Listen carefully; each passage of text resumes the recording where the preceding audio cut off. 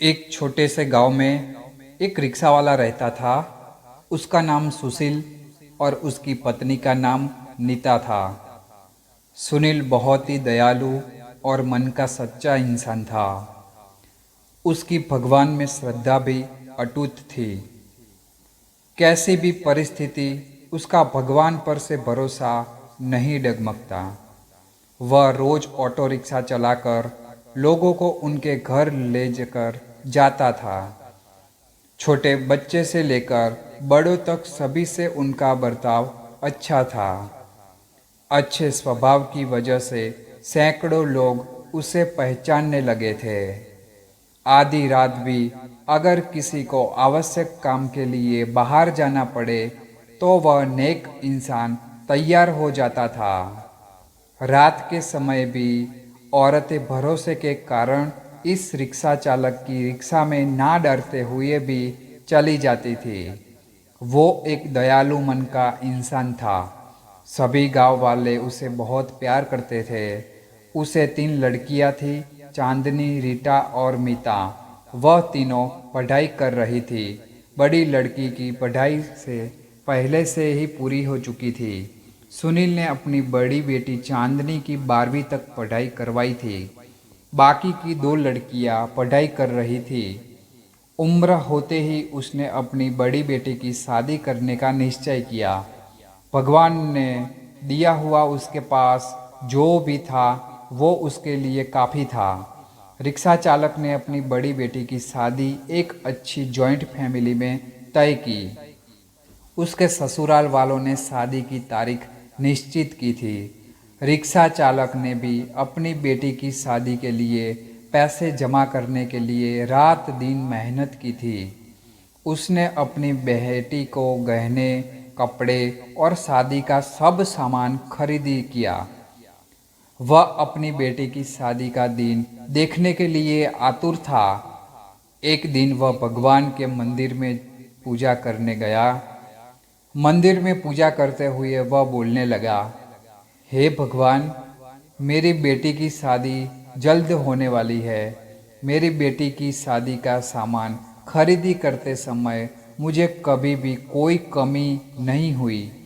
आपके दयालुपन से सब ठीक चल रहा है। सब सामान भी आ गया है, खाद्य पदार्थ भी पहुंच गए हैं।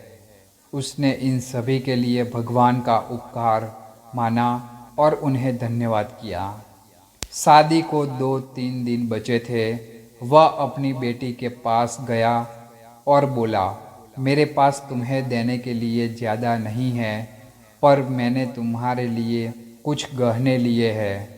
एक अच्छे परिवार में तुम्हारा हाथ सौंप रहा हूँ। लड़का अच्छा काम करता है, वहाँ तुम्हें किसी भी चीज़ की कमी नहीं होगी। लड़की यह दूसरों की संपत्ति होती है। उन्हें एक न एक दिन ससुराल जाना ही पड़ता है। कभी निराश मत होना बेटा। आज मैं तुम्हें एक पाठ सिखा रहा हूँ।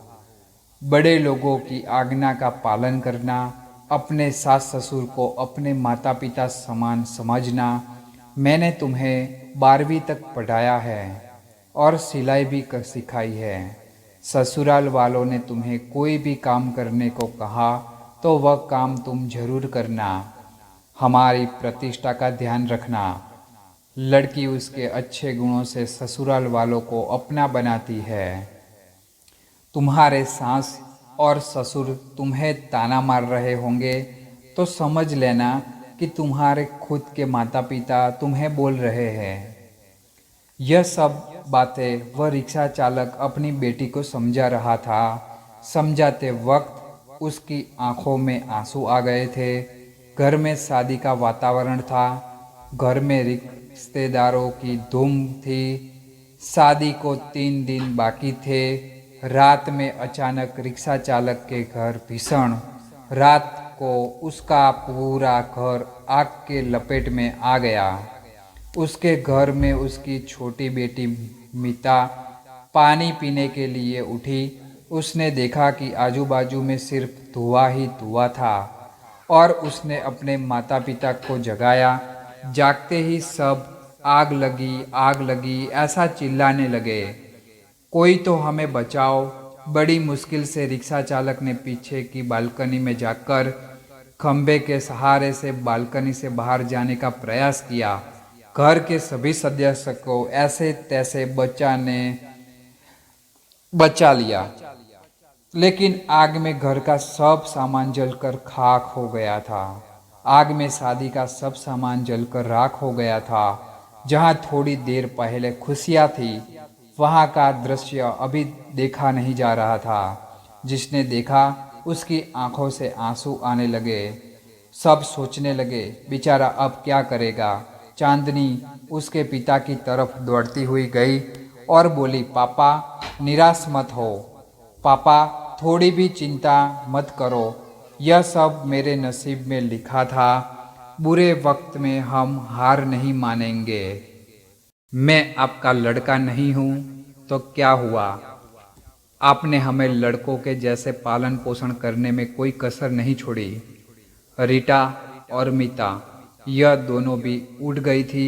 वह दोनों भी अपने पिता के पास जाकर खड़ी हो गई। पापा, हम सब आपकी शक्ति है। हम तीनों ही आपकी बेटियां नहीं बेटे हैं। आज से हम भी आपके साथ काम करेंगे। चांदनी बोली, अगर वो लड़का मुझे सच्चा प्यार करता होगा तो वह सब देखकर भी वह शादी के लिए तैयार होगा। जो भी होगा वह मैं आनंद से स्वीकार कर लूंगी। चिंता मत कीजिए। तीनों बेटियों ने मिलकर अपने पापा को समझाया।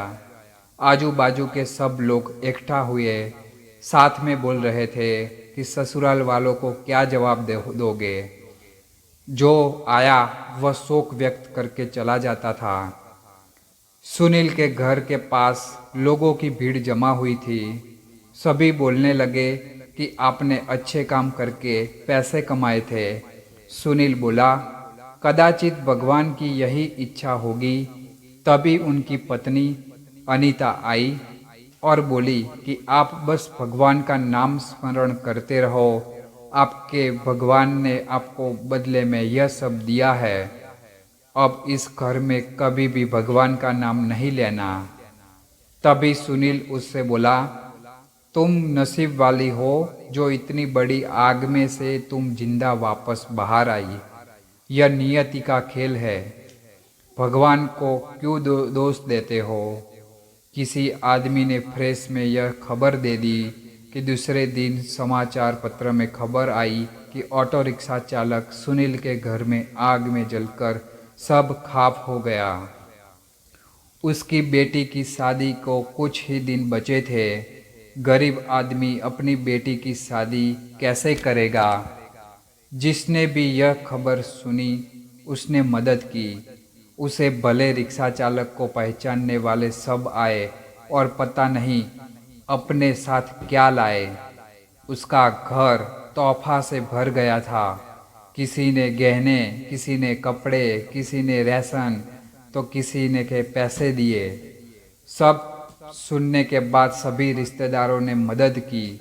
शाम तक उसके घर में कितने रुपये जमा हुए थे पता नहीं। तीनों लड़कियों ने सब पैसे पापा के पास दे दिए। तब सभी का अपनी आंखों पर विश्वास नहीं हो रहा था कि जहां सब स्तब्ध हो गया था वहां उसने तीनों लड़कियों के साथ बैठे बैठे इतने पैसे जमा कर लिए कि आसानी से शादी हो सकती थी। भगवान देता है तो छप्पर फाड़ कर देता है। उसने अपनी बेटी की शादी मंदिर में बड़े धूम धड़ाके के साथ की। लोग आपस में बोल रहे थे कि सच्चे मन के इंसान को भगवान मदद क्यों नहीं करता। आज भगवान के इस चमत्कार पर सभी की श्रद्धा थी। भगवान जो भी करते हैं वह अच्छा ही करते हैं। रिक्शा चालक की पत्नी बोली, मुझे माफ़ कर दो। गुस्से से भगवान को क्या कुछ नहीं बोला दिया। तीनों लड़कियां हंसते हंसते माँ की तरफ देख रही थी। देर बाद जहाँ सब रो रहे थे वहाँ सबके चेहरे पर खुशी दिखी। भगवान सच्चे मनुष्य की सबसे कठिन परीक्षा लेने में कोई भी कसर नहीं छोड़ते हैं। सुनील और उसकी बेटियों ने संकट के समय एक दूसरे का साथ दिया। अपना विश्वास डगमगाने नहीं दिया। सच्चाई और भगवान में विश्वास के साथ अपना कर्म करते रहिए। फल की इच्छा करो या ना करो, सही समय पर सही फल जरूर मिलता है।